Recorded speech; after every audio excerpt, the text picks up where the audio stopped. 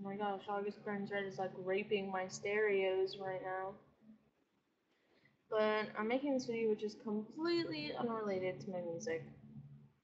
But because I have a lot of people and I'm not trying to be like egotistical or whatever, I'm sure I'm gonna get some bro dude on here and it's gonna be like, oh, I'll big our lopes on you. But people, I just got to an inch and people are asking me like how I did that and like the logistics of it. So I figured I'd just make a video so I don't have to keep typing and pasting every time and explaining this 500 fucking times. So I'm gonna specifically talk about like once you get to like a half inch and after, because that's most people are coming to me. They're like, hey kid, I have 5/8 or I have 7/16 or 3/4, and how do I do this, and do I get tapers, or how do I get up to an inch or whatever. Do not use tapers. There are some people that say do not use tapers.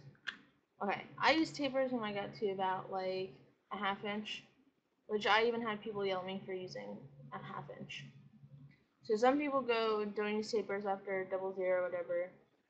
I tell people not to use tapers after half inch, because they're just kind of harder to find when you get past half inch, and they're just tapers. It's not really like you're buying plugs, so it's kind of stupid.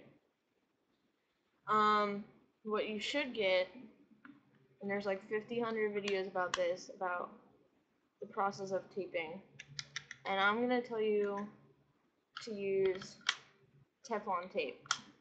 It's this stuff. It comes like for like 89 cents.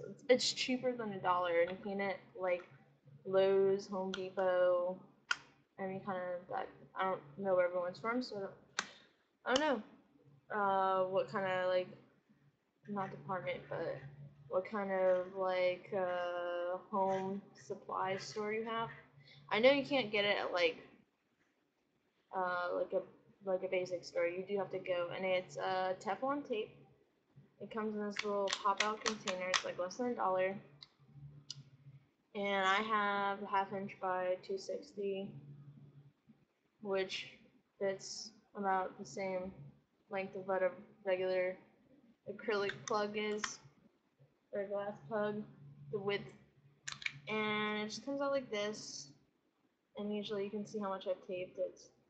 So I bought like 2 at a time, and this has lasted me months and months and months, and it's just this kind of tape, and it's really stretchy, and the nice thing is people use like bondage tape or electrical tape. That's a big no-no, because the edges on Teflon tape are smooth, so when you're putting it in your ear, you're not ripping the inside of your ear up. This just happened. I was telling my ex how to do this, and he used bondage tape, and then went in the ocean and was like, why is this hurt? And it didn't stretch correctly, and it's like, because you're ripping the inside, and then you went into salt water. I'm just gonna not really do it justice. So yeah, Teflon tape looks kind of awkward because you go in, you're like, can I find Teflon tape? And it's just weird. But I think it comes in different colors. I just get white because no one really sees it unless you're taping like huge sizes up. So all you're gonna do is, you have to remember that when stretching your ears is a process, and you have to be patient. You have to be careful. Um, if it hurts too much, don't do it. um, don't hurt yourself to look like a badass. That's never good. Usually, I can show you. I taped once I get off a half inch. These are 5/8. These are tape.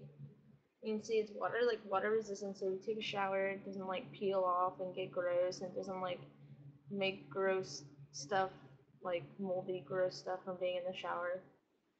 And you can still, like, these are silicones, and I tape them up, and they're still like bendable. It doesn't come off. You can unpeel them. I just leave them. Um, is that I did that. You can, and this is like some people tell you differently. Like when I went from 5/8, or when I went from half inch, I skipped 9/16 or whatever's between half inch and 5/8, and I just taped right to 5/8.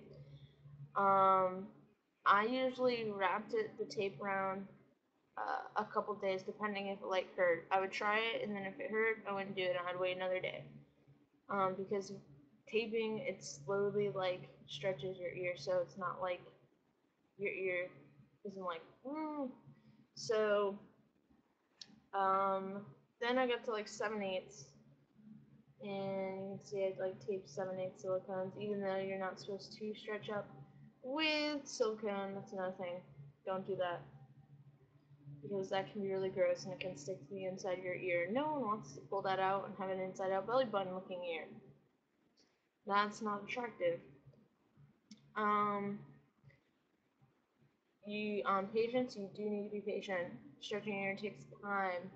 Do not try to do it in a matter of 2 months.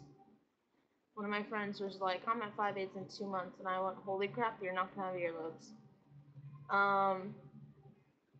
Because it's just, as you can see, mine are even really super thin.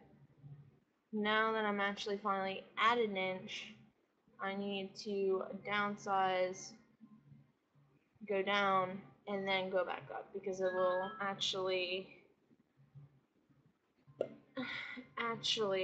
make my earlobes thicker. So, if you don't want to have to deal with that, like I really don't look forward to doing that before I get to 1.25 inches, then just take your time and wait like a good amount of time between stretching, or else your earlobes will end up super thin. If you don't really care about that, then go for it. But you're gonna end up having super thin, and when you go up to the next size, you don't want to rip through your earlobe, because that's not cute. But yes, Teflon tape, 89 cents. Get that. Tape it. Some people tape it every few days, every other day, once a week. It really depends on how it feels on your ears. When you tape, if it doesn't feel good, don't do it. It's the bottom line.